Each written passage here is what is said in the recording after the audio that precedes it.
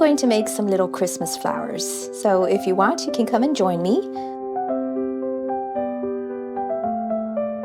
So I really like to make these flowers for the table. It's even something that you could stick into the tree or on a wreath. I think they're so pretty. All you'll need for this is some paper cut up in little squares. So I'm not giving you the exact measurements because you can use whatever square measurements you want. And you will need 6 papers. Then you will need some glue and some scissors and some clothes pegs. So I'm going to take my first paper. I think I'm going to take off this background.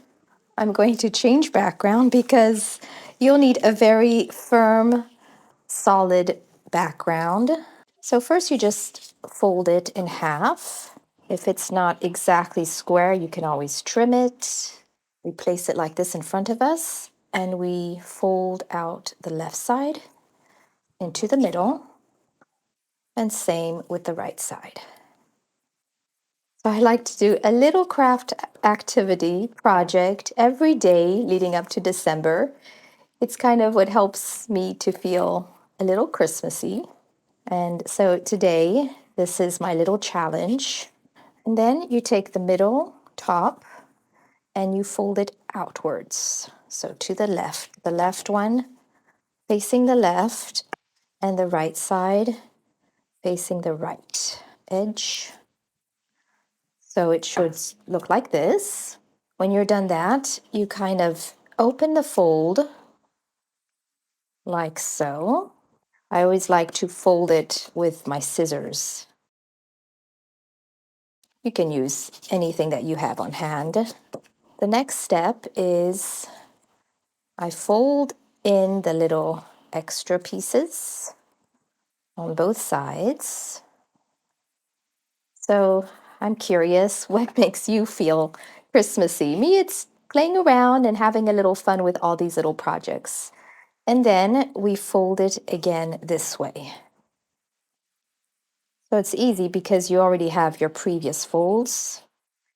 And then you just fold the 2 edges together into the center.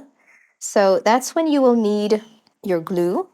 I just have a regular white wood glue, and you put a little dab on the bottom part like that to kind of keep it closed together. And that's when the clothes pegs come handy. That way it stays glued shut. So you might want to keep these for at least minimum an hour. And you can go ahead and do the same with your other 6 pieces of paper. So I'm going to do a next one very quickly, put it on fast speed in case you want a little reminder. You can just follow along. I know this video is a little bit different than my usual videos about my journals or about self-care and well-being, but I wanted to encourage you to still find your little sparkle of joy, your little magical moments during this busy season. It doesn't take long to treat yourself to a little something. These little creative projects make me so happy. And then I have them all month to look at on my table, in my tree. So I think it's really worth just a few minutes for you, a little fun project. If you have kids, you can definitely have them join you. And if not, I know it might sound indulgent and maybe you feel a bit guilty taking this time, but it's not a selfish moment when you're enjoying yourself, when you're doing something peaceful and quiet. I love these little projects because I can't very well multitask at the same time. So here are some that I've already glued. They even glued to the pegs. So I'm just taking them apart and showing you how to put them together next. So you just take your flowers and you put them together. So I've made 6. You can always add more if you want. And then you'll need your glue again.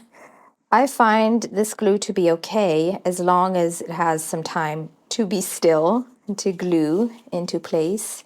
Otherwise, a glue gun definitely works well too.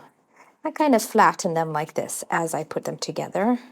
So you just put basically the ends together. So half of them should make half of the flower. So that's why you kind of want to round it out a bit, shape it at the same time. Now you can also try putting glue right here in the center once you have your three. And there we have our last little bit. So you'll want to hold it onto it for just a little bit. And for this one, you can't really put a peg because otherwise you'll squish them.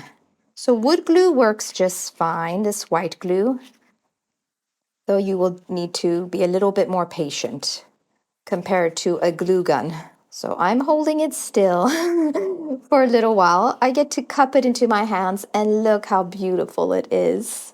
You can make it any color you want. If you have some other papers, you might want to make red versions if you're having traditional classic Christmas decorations in your home, or want to add a little touch of red. I have most of my decor in white, so that's the reason I'm making it white. What you could even do is just paint the edges, even add a little gold to the center. I think there's so many ways to make it beautiful and also to kind of personalize it to you. Anyway, look how beautiful this looks, even just on a table like that. And here you can have your placemat and your plate or your little bowl, add a candle next to it. So I hope you try this little project. This was my little challenge, and I'm going to try to do a few more. Every day I try to challenge myself to do something fun, do something playful, do something simple, but also not only buy the Christmas decorations. That's why I wanted to do something crafty and papy. I also gave myself a little challenge this year. I'm not going to buy any Christmas decorations, but I still wanted a few new additions. So that's the reason I'm making them this year. So I hope you treat yourself to some beautiful little Christmas flowers, Christmas roses. If you make them red, you could call it your paper poinsettias. I think I'm keeping mine white. Or depending on the color of decor you have in your house, I have some metallic paint. So this one could even be beautiful if I want a little touch of peach or orange or yellow. Or if you have gold. I think my preference would be gold, but I don't have any here. Anyway, that's another option if you want to embellish it even more. Thank you for joining me, and see you in the next video.